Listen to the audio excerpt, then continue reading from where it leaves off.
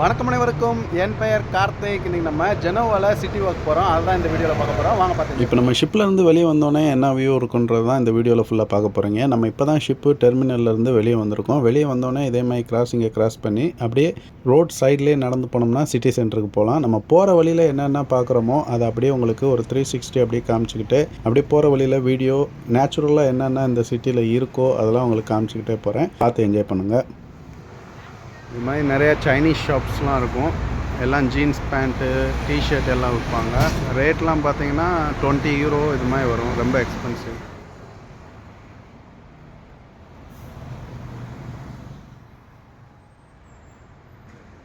ரோட்டில் இருக்க குப்பை தொட்டி கூட ஜெனோவான்னு பேர் வச்சுருக்காங்க பாருங்கள். இங்கே மரம் வைக்க இடம் இல்லைன்னு அதுக்குன்னு ஸ்பெஷலாக பாட் வச்சு அதில் மரம் வச்சுருக்காங்க.